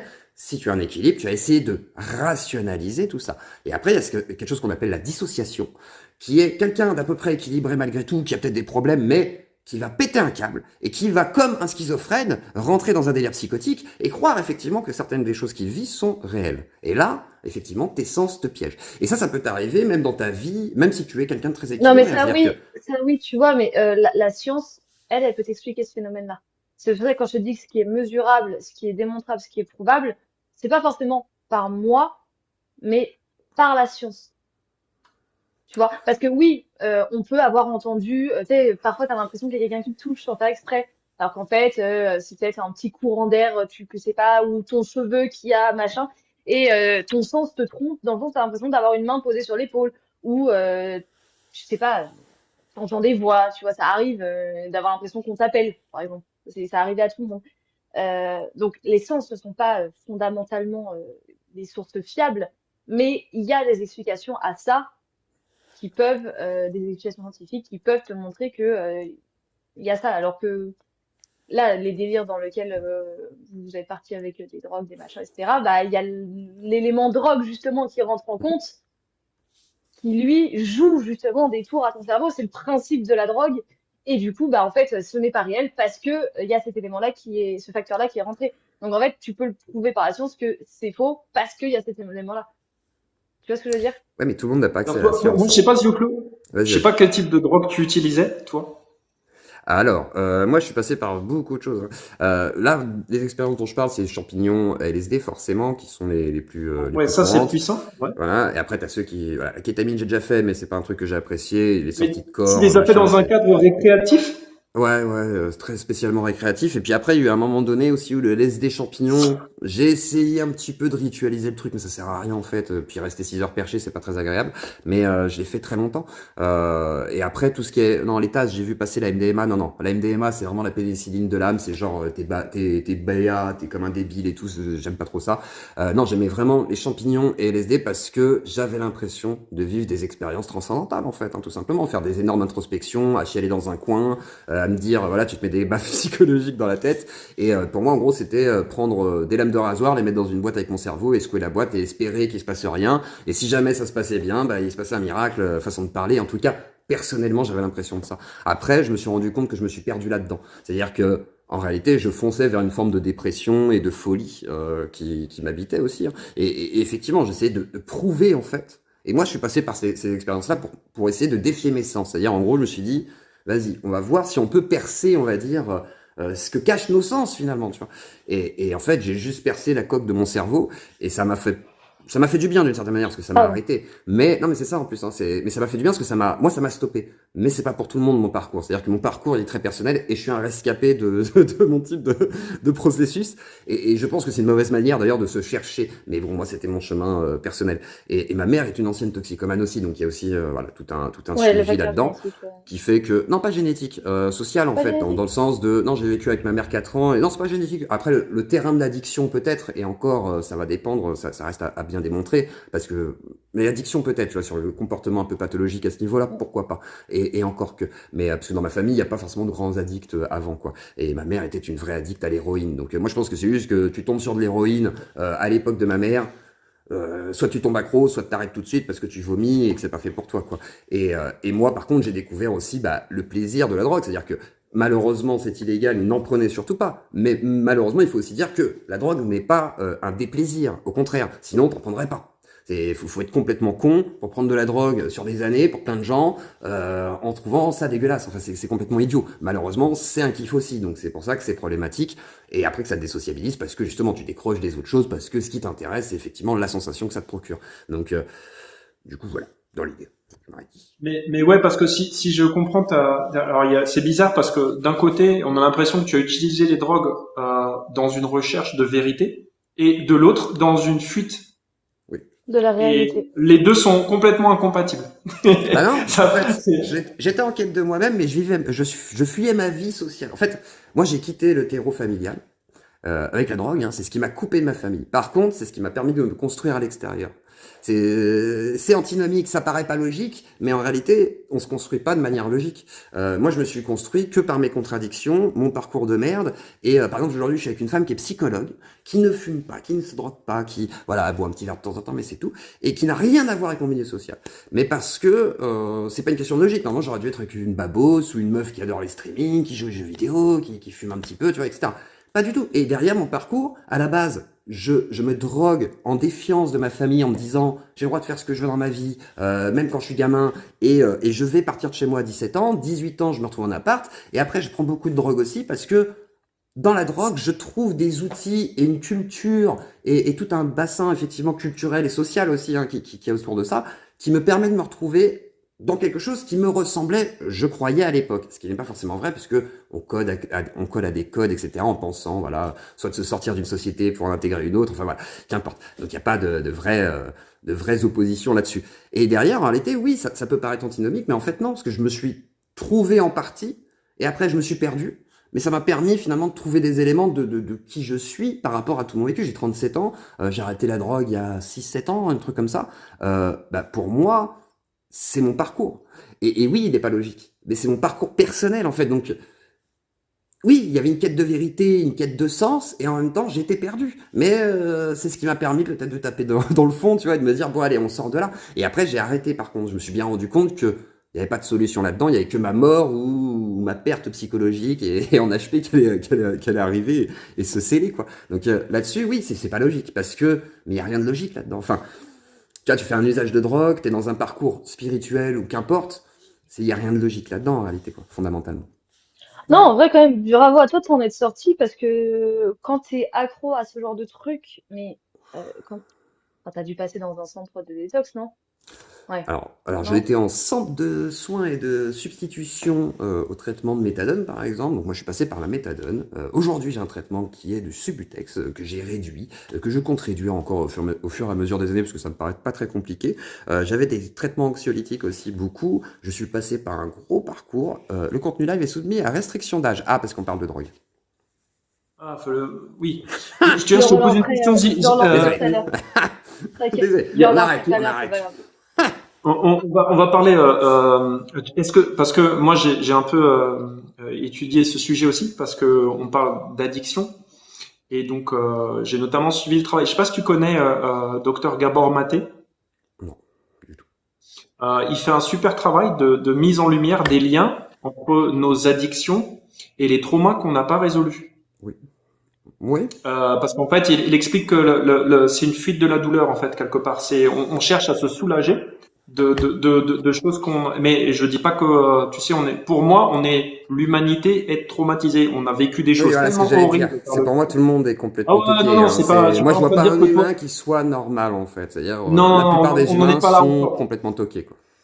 On est encore toqué, on a du lourd. Hein. Faut voir aussi d'où on vient. Nos ancêtres, ils ont été durs, tu vois, et on est encore durs les uns avec les autres. Donc forcément, on prend des coups, on se fait des armures. Même si on parle pas forcément du grand trauma spectaculaire, c'est juste voilà ce qui nous maintient sous angoisse, avec la peur d'être vraiment nous-mêmes, tout ça. Et donc, ben voilà, il y a tout un tas de fuites. Hein. La DROGUE, je sais pas si c'est le mot qui pose problème, en est un, mais tu as les addictions au travail, tu as les addictions au pouvoir, tu as les addictions à l'argent, tu as les addictions au sexe, tu as les addictions au sport, tout un tas de superfuges qu'on utilise. Et je veux dire, si vous souffrez pas de ça, allez passer 1 heure assis sans rien faire avec vous et regardez comment ça se passe. Si vous êtes parfaitement à l'aise, c'est que c'est bon. Vous avez fait le ménage. Si vous n'êtes pas bien, ben demandez-vous pourquoi en fait c'est si dur de rester au calme pendant 1 heure. Ben, je peux vous dire, c'est parce qu'on en tient des couches et des couches. Et c'est normal. C'est normal au vu de notre histoire. Bah ouais, c'est. En tout cas, Gabor Maté fait un super travail si tu parles anglais. Je t'invite vraiment à aller regarder quelques-uns de ses. Il a plein de choses sur YouTube, etc.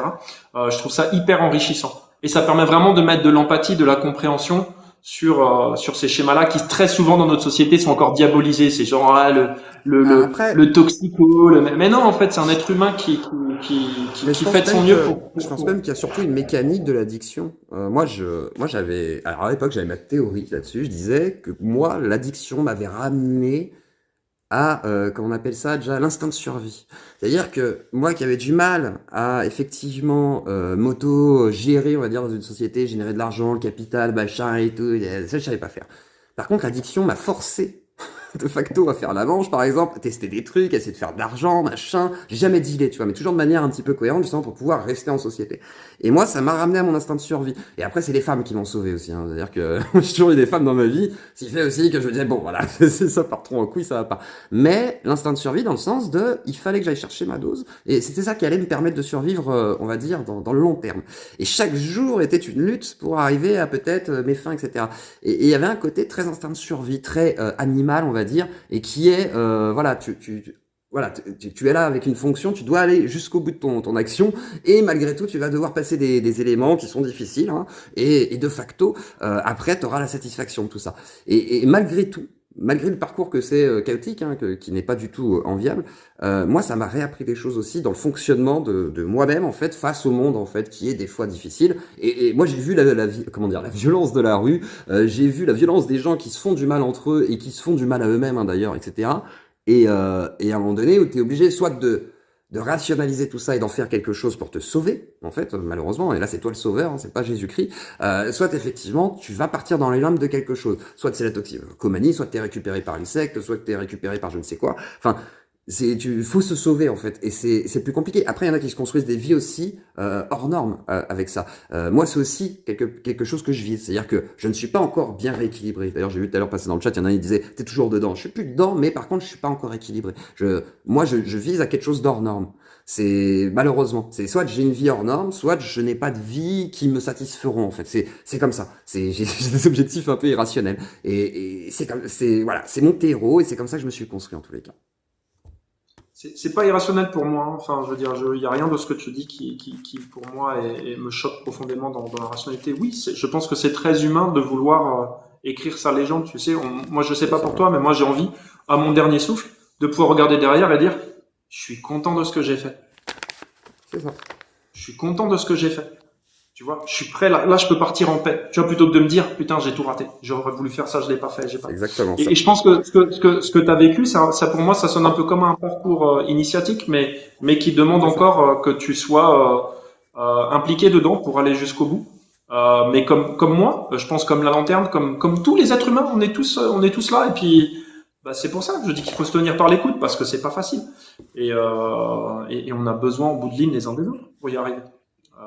Et puis maintenant, mon but, c'est de réussir la vie sociale, en fait. C'est-à-dire la vie en société. Maintenant, je me dis, après, il y a ma vie Internet que je veux développer et tout, mais ça, c'est déjà commencé. Et effectivement, par exemple, YouTube, jamais je l'aurais fait avant. Par contre, ce parcours-là m'a fait me dire, allez, foutu pour foutu, vas-y, fonce, hein. Et ma femme m'a dit, d'ailleurs, vas-y, fonce. Et j'ai eu de la chance d'avoir une femme qui m'a dit, vas-y, fonce. Parce que normalement, la plupart du temps, les femmes te diraient, va pas sur YouTube, t'es un con, va à l'usine. Voilà. Et tiens, grave qui me dit, que je préfère écouter Jésus que toi. Et alors, je suis désolé de t'annoncer, Jésus est mort, alors que moi, je suis vivant. Donc, écoute-moi, voilà, tout simplement. Ça, c'est rationnel. Tu vois, tous les chrétiens devraient entendre ça.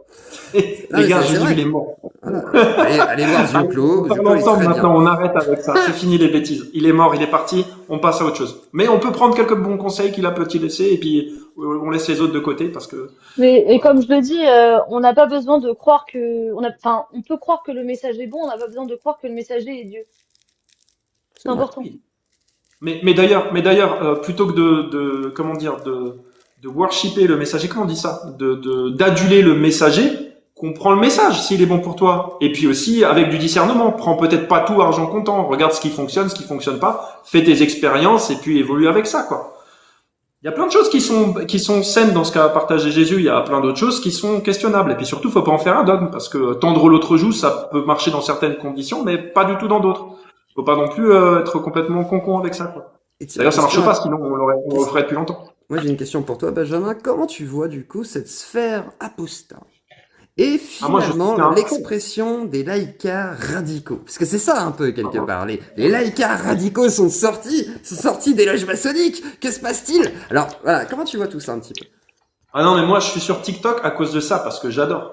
Mais moi, ces dogmes religieux, mais ils m'insupportent. Et vraiment, je pense que s'ils font des dégâts psychologiques sur l'humain qui sont dramatiques, et donc l'émancipation de ces dogmes, pour moi, c'est de l'ordre, même au-delà de la santé publique, un besoin vital pour que l'humanité puisse évoluer et vivre dans son temps. Ce qui est vraiment un besoin vital. Donc moi, je soutiens à fond, et c'est pour ça que c'est en découvrant Jacques Le Fou, parce que moi, je fais de la déconstruction de ses croyances depuis un petit moment, mais je l'ai vu, je dis, putain, mais lui, mais il est expert dans le truc, il est trop fort, il a compris comment ça marche. Donc je me suis mis sur TikTok grâce à lui. Donc quoi, non, je suis à fond, je soutiens tous les mouvements qui remettent en question les dogmes. Pour moi, il faut désacraliser toutes les croyances.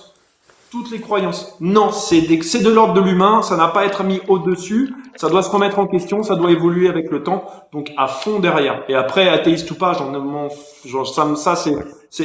je m'entends très bien avec les athéistes, sauf quand eux, voilà, ils veulent rentrer dans du nihilisme, ils se réfugient dans un nihilisme un peu toxique. Mais ça, c'est pas grave, on peut en parler. C'est pas, ils sont moins, comment dire, je trouve ça moins dangereux que les dogmes religieux, que certains dogmes religieux. Donc à fond derrière, Très bien. pour résumer. Très bien, parfait. On est tous à fond derrière, à part la gauche, mais on est tous à fond derrière. Ah, moi je me fais Ouais, trash mais- talk en ce moment. Le Moi je me fais problème- trash talk en ce moment. Moi parce que je vais discuter de ça avec Caligula, machin et tout. Et là ils sont venus me voir, espèce de traite et tout. Et puis tu fais pas comme Jack, tu devrais les défoncer. Je fais oh j'ai le droit de discuter avec qui je veux. Quoi. C'est juste, c'est une dinguerie en fait. Il y a quand même un peu de. Alors Caligula c'est qui certain. qui fait des appels à taper Ouais. les gens. Je sais. Ah oui, alors, il a pas fait ça. Il a dit si jamais je vois Jack, je me ferai un plaisir de lui décrocher la mâchoire. C'est Sérieux pareil. Oui, il a dit ça. En fait, il avait dit Tu sais si que la lanterne, elle a le jamais. même problème à droite. Hein. Voilà quoi. A priori, Ouais, ça m'étonne pas. je- Ça m'étonne pas. la lanterne a le même problème à droite. Si tu confirmes si j'ai bien compris. C'est-à-dire avec des gens de droite qui disent tu nous as trahis maintenant, tu fais des lives avec des gens qu'on n'aime pas. Alors, ça. c'est une petite minorité de gens d'extrême droite racistes qui viennent me dire ouais, t'es sérieuse, tu fais des lives avec des maghrébins. Alors, je dis maghrébins, mais eux, ils disent pas maghrébins, d'accord. Ouais, tu leur diras Donc, que en Conversano fait- est venu dans mon salon. Donc qu'ils ferment leur grande gueule. Voilà. Non, mais c'est pas toi, c'est plus Jack, Amir et compagnie. C'est fou parce que tu vois, je veux dire, moi je sais pas que j'entends. Ouais, tu fais des lives avec des êtres humains, tu vois. Ouais. Quoi, ils sont pas humains. Mais pour Non, eux, c'est il pas sait des- pas. c'est pas des êtres humains. C'est complètement débile. Ils déshumanisent l'autre, quoi, tu vois. C'est ridicule. Mais en fait, ce que les gens n'ont jamais réussi à comprendre, c'est que moi, je parle jamais de personnes, je parle toujours de groupes sociaux. Oui, mais un groupe social et s'établit sur des croyances aussi. Moi, c'est ce que je dis. La réalité, c'est ce qui reste quand t'enlèves des croyances. Bah, le groupe social, il est dans les croyances. Hein. T'enlèves la croyance, bah, on n'est que des êtres humains avec, oui, des différences de peau, mais on est tous les mêmes hein, dans l'essence. Hein. Et là, tu vois, je suis en train de me prendre une micro-sauce sur Twitter. Alors, Ça va. rien à voir avec... Non, pas celle dont on a parlé, Ah. mais parce que j'ai osé dire que l'islam est une religion de Français. Donc, c'est-à-dire qu'en gros, il y a des Français qui sont musulmans. C'est On vrai. ne peut pas le nier. C'est pas une religion française, c'est-à-dire qu'elle c'est pas une religion qui a construit la France, ça je suis d'accord, mais c'est une religion de Français. C'est vrai. Faut Et pas je le nier. soutiens ce que Et tu que dis. justement, c'est Ce c'est sont en des le Français niant. et ils sont français. Et C'est ça. cette religion est devenue française par le biais de son inclusion. Mais ça C'est peut, en ça peut le être mal niant compris. que le problème, mais justement, en fait, Psyodélique, lui, il a dit, il gueulait parce que Darmanin avait dit que c'est une religion française. Je ne suis pas d'accord, ce n'est pas une religion française. Par contre, c'est une religion de Français. Et si on le nie, on nie le problème que cette religion politique, parce que c'est une religion politique, parce qu'en général, les gens sont plutôt sunnites, et le sunnisme est politique, va monter et va se politiser vraiment, enfin va s'implanter dans la politique. Et là, on va avoir des petits soucis parce que le parti islam en Belgique, c'est pour les lol, la Oui, bah, charia ça m'étonne pas, ouais. en Belgique. J'étais sur Twitter tout à l'heure, j'ai vu qu'Alex Islam se réjouit d'intenter un procès aux apostats. Il est dans un délire de justicier. Ouais, vaut mieux qu'il passe oui, par on la est là. justice qu'autre chose. Vaut mieux qu'il passe par la justice qu'autre chose. En vrai. Si on veut être tout à Ouais, fait c'est honnête. vrai. Moi, je préfère qu'il fasse ça que les tentatives de dox, machin, qu'il y a eu aussi. Enfin, voilà.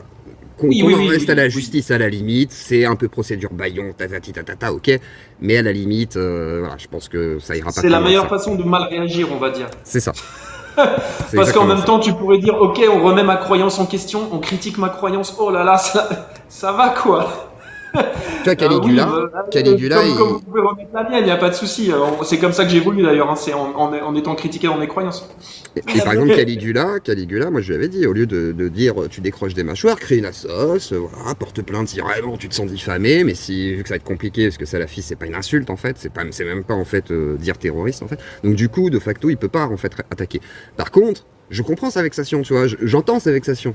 En tant qu'humain, moi, c'est un concitoyen Caligula, ce qu'on me reproche donc de lui avoir parlé. C'est un concitoyen français.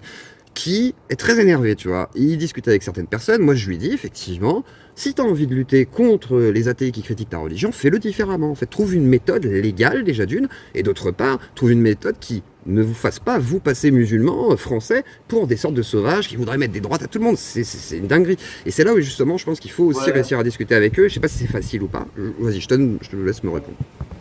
Moi, je discute avec tout le monde. Extrême droite, extrême gauche, athéiste, religieux radical. Franchement, j'ai aucun problème. Parce que pour moi, c'est toujours l'humain qui m'intéresse et je fais le distinguo entre l'humain et sa croyance. Ça me choque ce que tu me dis quand même, hein, parce que moi, c'est ça. Si quelqu'un, j'aime pas ce qu'il dit, je vais aller débattre avec lui. Je vais discuter avec lui pour essayer de trouver un terrain d'entente, déjà pour essayer de comprendre pourquoi il en a tellement gros sur la patate. Qu'est-ce qu'il y a? Parce que souvent, c'est encore des fois des peurs et des traumas derrière. Tu vois, c'est pas parce que là, ce que tu me décris, c'est quelqu'un qui est dans l'ego. Tu vois, qui est là, c'est la guerre quoi. On remet en question les croyances, c'est la guerre. C'est ça, Mec, c'est ça. mais non, remettre en question sa croyance, c'est normal. C'est comme ça qu'on évolue. Bah moi, il C'est m'avait comme dit ça qu'on carrément évolue, les de gars. vouloir réformer. Moi, je disais, oui, ce serait bien que les musulmans réforment un peu leur islam, tu vois, façon de parler. Et je parlais vraiment pour le musulman français, sur le territoire français. Je disais pas de changer le texte, tu vois, genre, voilà, ils peuvent pas. Mais par contre, de dire, bah oui, en France, quand on applique l'islam, c'est pas l'islam du Qatar, par exemple, tu vois. Ou c'est pas l'islam de je sais pas quel pays. Et de facto, ce qui est intéressant, c'est qu'eux, ils me disaient, enfin, Caligula, du coup, c'est ses propos, il me disait, me dire ça, c'est comme si vous me disiez que vous vouliez rentrer en guerre contre le monde musulman. Et moi, j'ai trouvé ça étonnant, tu vois. Pareil. Je me suis dit, mais attends. Mais c'est psychotique pour moi. Tu vois, ça, c'est pas rationnel. Parce que en gros, encore une fois, tu vois, enfin, rentrer en guerre pour des croyances, c'est de la dinguerie. Ah, moi, tu critiques ma croyance, mais c'est pas grave. Je vais regarder. Parce que pour moi, si tu critiques ma croyance, il y a deux choses. Ou la critique est fondée, et donc je dois me remettre en question. Ou la critique n'est pas fondée, et donc je dois te montrer, je dois en discuter avec toi pour que tu puisses te remettre en question. Mais ça s'arrête là, c'est tout. Si je suis dans l'incapacité de défendre ma croyance autrement que par la violence, je suis déjà en train de dire la critique est fondée. Et pour le coup, moi qui essaie de représenter une religion de paix, je suis en train de montrer qu'en fait je représente une religion de guerre juste à travers ma réaction. Je suis en train de donner Sauf que raison le à problème, tous c'est ceux que, qui font la le problème, critique. c'est que dans cette religion, le djihad, c'est quand même de dire, bah, tu dois défendre. En fait, moi, je lui ai dit, par exemple, tu vois, il me dit, oui, mais Dieu m'a demandé de faire ce live pour Cassius Lady, tu vois. Il me dit, c'est ça le djihad, tu vois. Et il me dit, mais non, quand les gens font le djihad, quand ils vont se massacrer, etc., c'est important, ils le font pour Dieu. Et moi, je dis, mais pourquoi Dieu aurait besoin d'un intercesseur qui est toi, par exemple, pour faire un live sur Cassius Lady, tu vois. Et il me dit, mais si, c'est Allah qui est dedans. Et en fait, ce qui est marrant, c'est que c'est même pas, je pense pas que ce soit justement de la folie, je pense pas que ce soit forcément psychotique, même s'il y a un manque de rationalité à ce moment-là. Je pense que, voilà, Caligula a perdu pied, on va dire, avec la réalité à ce moment-là, et sombre effectivement dans la facilité de ce qu'on fait sur Internet, c'est-à-dire du harcèlement en ligne, etc. Et je pense qu'en fait, c'est le dogme, justement, qui pèse à ce moment-là. C'est même pas un côté psychotique, c'est le dogme. C'est-à-dire, le dogme dit, si jamais tu fais ça pour défendre ton livre ou ton Dieu, c'est halal, en fait. Et c'est très bien, en fait. Et limite, tu gagnes des hasenettes et tout, donc ça va te faire aller au paradis, tu vas être content. Et mashallah, on va le faire, tu vois. Et c'est ça le problème, en fait, je pense. Et c'est là où c'est important de leur rappeler qu'ils sont français. Moi, quand je discute avec les musulmans en ce moment, j'arrête pas de dire, vous êtes mes concitoyens. On est français déjà, et ça c'est une première base en fait, au-delà de la religion. Après, vous avez vos religions, mais ici on a des lois d'hommes. Et comme je leur dis, parce que souvent ils me disent oui, mais ben, pourquoi votre loi elle serait mieux que les autres? Mais parce qu'en fait, pour régir une société avec plusieurs cultures et plusieurs religions, il faut une loi d'homme, il faut pas une loi de Dieu. Parce qu'une loi de Dieu, on choisit laquelle? Celle du Talmud, celle de la Bible? Est-ce qu'on choisit celle du coup des musulmans? Ou sinon je prends la Bhagavad Gita. Voilà, je prends la Bhagavad et je me dis, bah non, en fait ça va être les hindous, et pas tous les hindous, hein, la Bhagavad spécifiquement. Et alors là, genre, mais non, on fait le Veda, mais non, on fait pas le Veda. Et du coup, ça pose plusieurs questions, parce que moi je veux faire société, et je veux qu'on continue à faire société, et je veux que ce débat public aille vers vous êtes des Français, et avant toute chose, avant même toute djihad, etc. Et si jamais vraiment votre religion est si importante, et que vous voulez vivre dans un pays qui l'applique, dans ces cas-là, comme certains le font, bah effectivement, tu t'exiles dans le pays qui est le plus adapté à ça. Si par contre tu aimes ta société occidentale, malgré tout, il faut le démontrer par ce biais-là, c'est-à-dire, soyez français, avant toute chose. Et ensuite, soyez religieux, il n'y a aucun problème là-dessus. Mais soyez français. Mais en fait, c'est tout le problème des religions. Et ça, je pense que tu peux le comprendre, toi qui as été chrétien. Dieu, t'es censé l'aimer plus que ton père ou ta mère, plus que tout, c'est ton créateur. Et la parole de Dieu est au-dessus de la parole des hommes. Parce que Dieu étant censé être omniscient, omnipotent, il est censé savoir ce qui est mieux pour toi. Et si ce qu'il dit, c'est des dingueries, mais vu qu'il est censé être omniscient, bah, en fait, c'est peut-être des dingueries, mais peut-être parce qu'on n'a pas tous les éléments qui expliquent, et bah, du coup, le mariage est Ouais, tu en vas fait, voir, peut-être que moi, c'est bon pour les petites filles. mon trauma avec Ça, ma c'est pas. mère qui m'a abandonné fait que je peux pas croire à ça, par exemple. Je ne peux pas aimer Dieu plus que toute autre chose parce que s'il m'a délaissé en bas, qui m'a laissé comme ma propre mère, qui m'a laissé, tu vois, ma mère, hein, qui a couché de ses entrailles, m'a laissé sur le côté pour aller scanner et prendre de la cam, il y a un moment donné, je peux pas faire confiance à ma mère, donc si je peux pas faire confiance à ma propre mère, comment je peux faire confiance à un Dieu que je n'ai pas croisé et comment je pourrais l'aimer? Ça, c'est une question déjà, à l'époque, moi, j'ai jamais pu tomber, par exemple, dans l'amour de Dieu. Jamais. C'est-à-dire que, ça, c'est on me l'a déjà proposé, tu vois, mais genre, jamais de la vie. Comment tu veux que j'aime un Dieu que je ne peux pas voir, en fait, que je ne peux pas palper, qui ne peut pas me transcender? C'est-à-dire, un acide est plus puissant que Dieu, ce n'est pas normal. Et ça me pose une question. Ou à moins que Dieu soit dans l'ergot de seigle. Ça, c'est un autre débat. Mais ce que je veux dire par là, c'est qu'effectivement, bah, cet amour, je l'ai pas. Et je comprends la foi, tu vois, mais pour moi, c'est pas de la foi. L'amour d'un Dieu, pour moi, on est hors de la foi. On est sur autre chose, en fait. On est sur, tu vois, t'as un doudou, t'aimes ton doudou, voilà. Et ça me cause souci, parce que t'as un doudou, t'as besoin de... Moi, je me frottais les doigts contre mon doudou, tu vois. C'était un effet physique, j'en avais besoin, sûrement, ça me déclenchait de la dopamine, j'en sais rien. Mais en attendant, si ton doudou, tu dis je l'aime parce que je l'aime, et que tu dis, ah, ça, c'est quand même mon doudou, il y a un souci. Il y a un vrai souci. Je veux dire, que t'aies la foi, que tu dises, ce chemin de foi me plaît. Alors, cette quête initiatique qui m'est proposée est un chemin qui m'intéresse. Je le fais. Mais par contre, de là à aimer, voilà, être un idolâtre exactement, face à un dieu ou un prophète, etc., pour moi, c'est un problème. Et limite, ça, c'est un problème même d'ordre religieux. C'est-à-dire, je sais même pas si c'est autorisé, en fait, d'être idolâtre à ce point-là. Je ne sais pas.